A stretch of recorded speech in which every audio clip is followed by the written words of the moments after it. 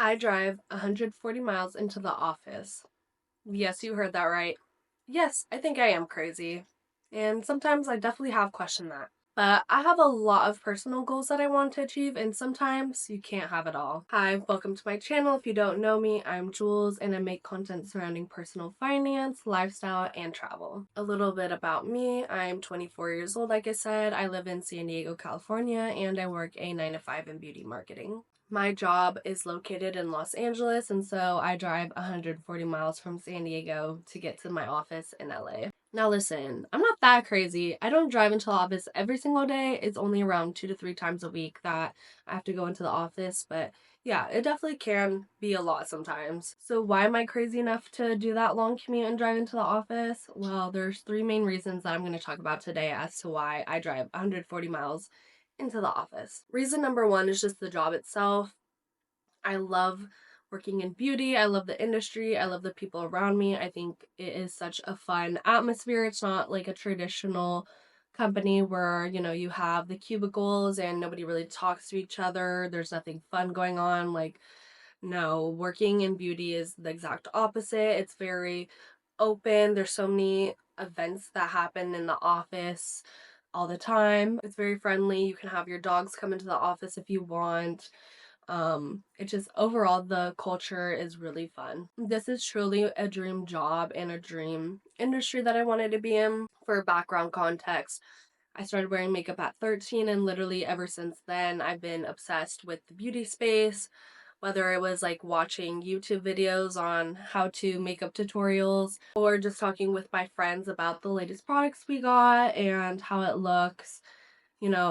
Beauty has been such a big part of my life ever since I was a teenager, and so I really wanted to immerse myself in this space. Then, when I was a senior in high school and thinking about, what college I wanted to go to, I not only thought about that, but also what kind of job did I want outside of college, and in turn, like, what degree did I want to get?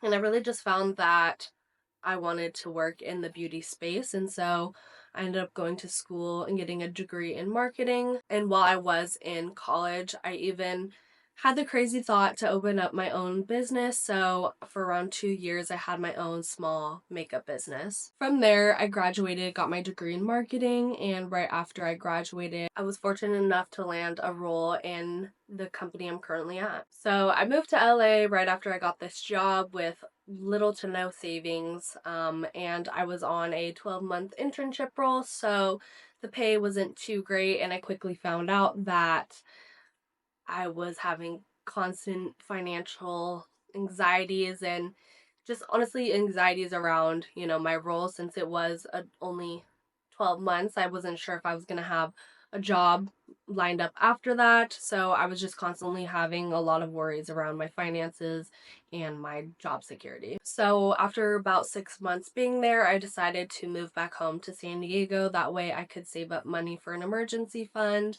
and in the case that I didn't get hired a full-time role after that, at least I wasn't paying rent. So that leads me to reason number two of why I commute 140 miles is because I'm saving a lot of money by living at home and not spending that money on rent or utilities. A lot of people think that, well, aren't you just spending that money on gas that you would be spending on rent? And while I am spending a lot of money on gas, thankfully I have a pretty reliable and eco-friendly car, so I get pretty good gas mileage. I have a Honda Civic, and so while I do spend a lot of money on gas, it's not nearly that as much as I would be spending on rent or utilities. And so the main purpose when I first moved home was to save for an emergency fund, since I had like little to no savings, and I wanted to have that financial cushion just in case I didn't get a job after that or unexpected expenses came up. I was living paycheck to paycheck when I was living in LA, and so I wanted to start being able to save money to have an emergency fund and a cushion. So I was driving into the office 2 to 3 times a week, and sometimes if I would get burnt out, I would stay at a hotel a couple nights here and there, and even paying for a hotel, I was still saving more money than I would be paying for rent. And so since moving back about a year and a half ago, I've not only been able to save for an emergency fund, but I've able to start contributing to my retirement.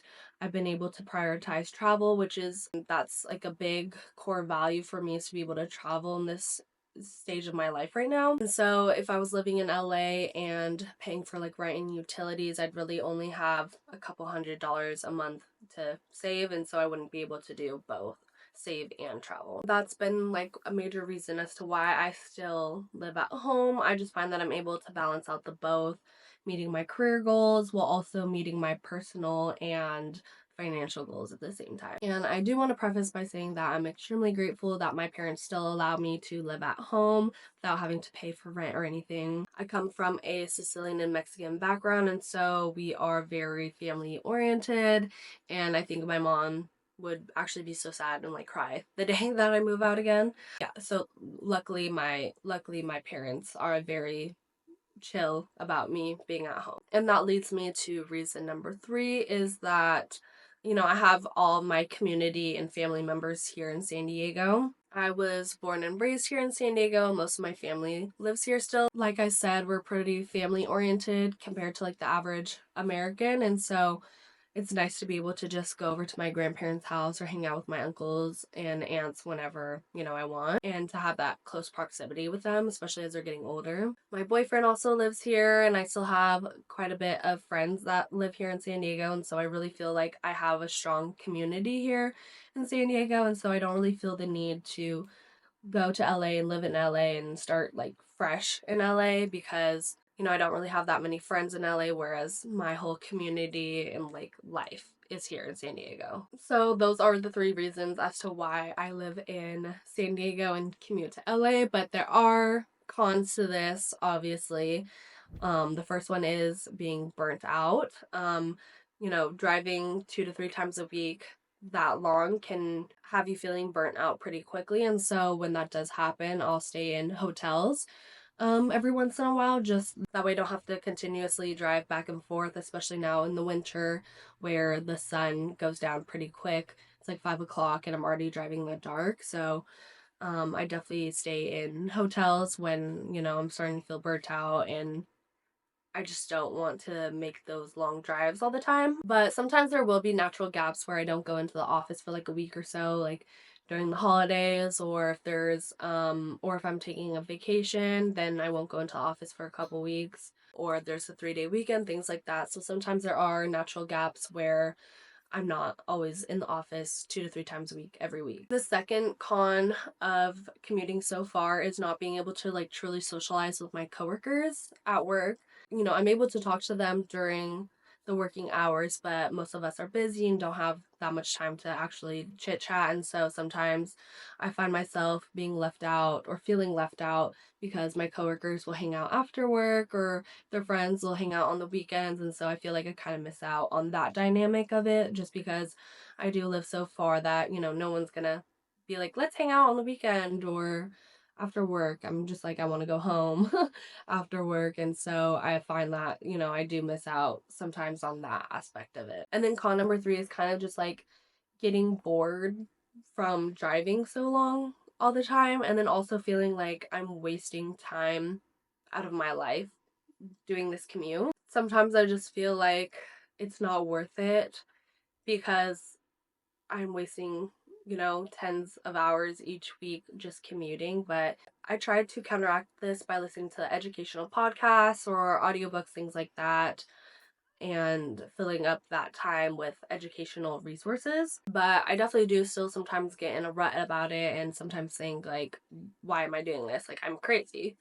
Some days I'm really just like, I'm wasting my time, I'm wasting my life, and other days I just get excited by the fact that I'm still able to do what I want outside of work, and I'm able to save money, I'm able to travel, and that kind of just puts it into perspective of like my why, like why I'm doing this. At the end of the day, I've made the conclusion that the pros definitely outweigh the cons, at least in this time of my life right now. So for now, I'll continue to drive 140 miles into work until I feel like it is no longer serving me. I hope this gives you a little bit more insight into why I drive 140 miles into the office. It's definitely not the most conventional choice, but as you can see, there's definitely a purpose behind it.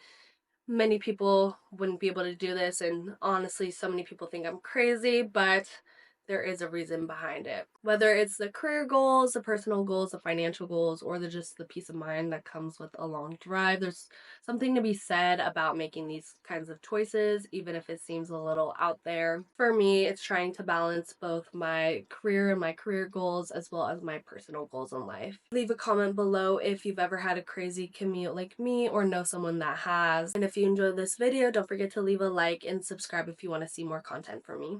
Thank you. Bye.